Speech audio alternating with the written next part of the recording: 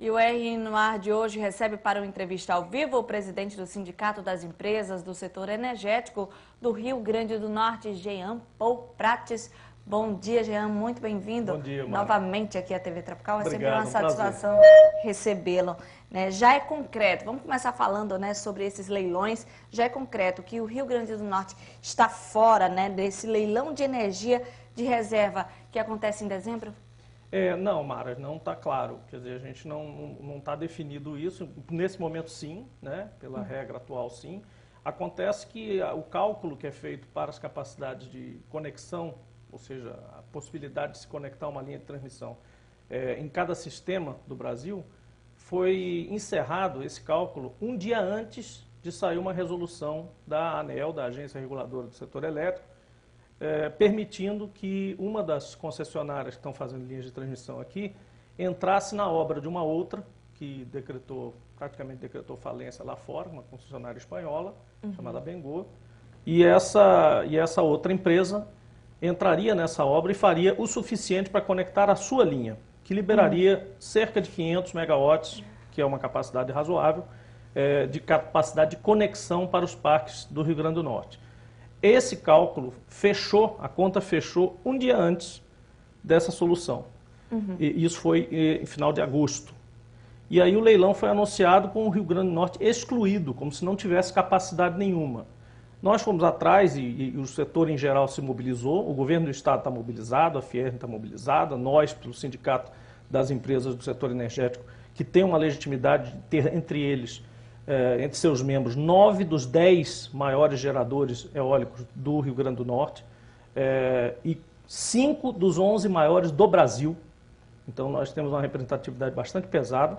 Fizemos uma nota pedindo ao governo que reconsidere esse cálculo, colocando esta solução que foi dada pelo próprio governo, pela própria ANEEL, um dia depois do fechamento do cálculo, para que o leilão ocorra com o Rio Grande do Norte dentro. A ausência do Rio Grande do Norte nesse leilão, ela é, digamos assim, próximo do catastrófico, entendeu? Em termos de imagem. Nós, como todos sabem, fizemos um esforço muito grande, nós, Rio Grande do Norte, desde 2009, 2008, até um trabalho até preparatório a isso, para colocar o Rio Grande do Norte numa situação hoje de destaque internacional, global mesmo, como o melhor lugar para se fazer investimento em eólica do mundo. Então, ficar de fora por uma exclusão territorial, que é a primeira vez na história que isso acontece, sabendo que a gente tem uma solução já decretada, já resolvida pela ANEEL, realmente é muito difícil de explicar para os investidores e para todo mundo. Por isso a gente quer revisar isso. Eu queria que você me explicasse o que é essa energia de reserva. É um leilão de energia de reserva. Qual a diferença para aqueles leilões tradicionais? Todos os anos, ou antes, claro, né, o Planejamento Federal recebe das distribuidoras, as COSERNs de todo o Brasil, enviam para o governo federal uma certa previsão de quanto elas vão precisar para abastecer seus mercados, né? E o governo faz uma margem um pouquinho maior de segurança e compra um pouco mais de energia para o caso de uma ou outra falhar, isso como tem acontecido, às vezes, uma linha de transmissão não fica pronta, um próprio parque eólico ou uma usina térmica ou alguma coisa atrasa. Então, você tem uma energia chamada de reserva que é para cobrir esse tipo de intempérie ou de acontecimento, nacionalmente. Entendi. E em relação às linhas de transmissão, algo que já tinha sido discutido anteriormente, o Rio Grande do Norte ele tem um potencial imenso. Tem as características naturais, tem o vento, tem as dunas, a gente vê ali naquela região de Parazinho, o que é aquilo, Realmente, muitas torres. João Câmara e Parazinho hoje são os municípios do Brasil com mais aerogeradores instalados no Brasil todo.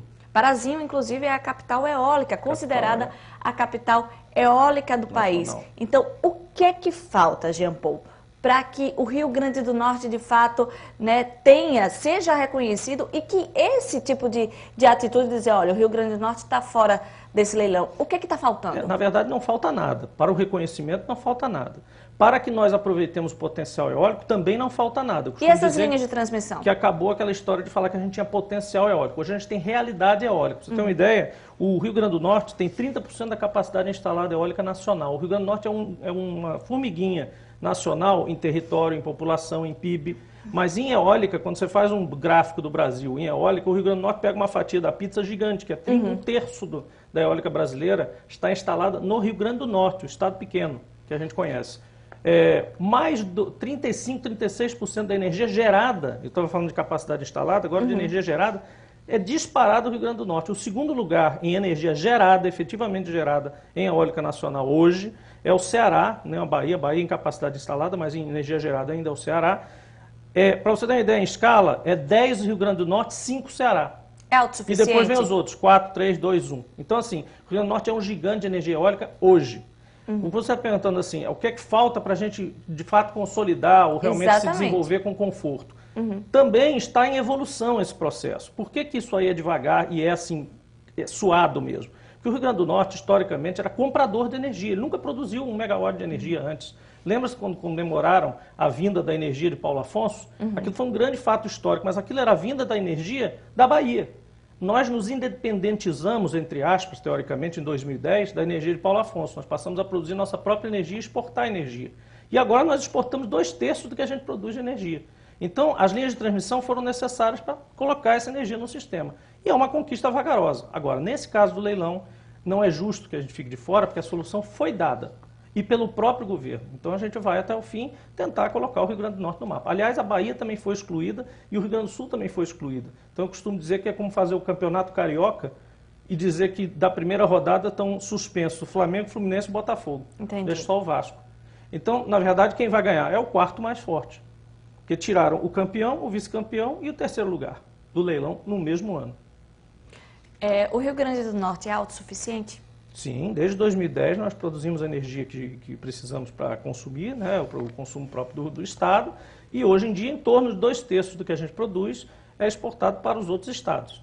Inclusive tem estados que eles estão investindo aqui no Rio Grande do Norte, se eu não me engano. Sim, Copel. Isso, o Paraná? É Paraná? É a Cosern do Paraná. Pois é. Que investe em parques eólicos no Rio Grande do Norte. Naquela região também ali do Parazinho, Parazinho, João Parazinho, Câmara. São Miguel do Gostoso, Exato. Pedra Grande. Exato. Então isso significa que os outros estados também estão atentos a esse potencial do Rio Grande do Norte. Não só isso, nós temos empresas estatais federais, nós temos empresas estatais estaduais, nós temos empresas estatais internacionais de outros países, empresas privadas de outros países, fundos de investimento de outros países.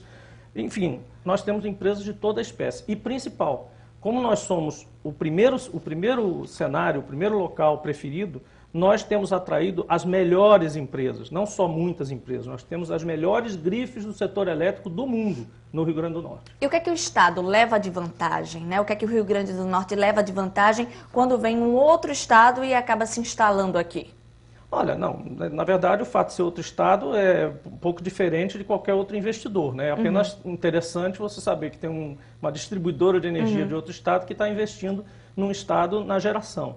Mas, em geral, o investimento em eólica é muito interessante, tanto que o Rio Grande do Norte tinha um status antes e hoje o setor eólico é o que mais aporta recurso novo para o estado todo ano, consecutivamente desde 2010, é o setor eólico, até mais do que o turismo.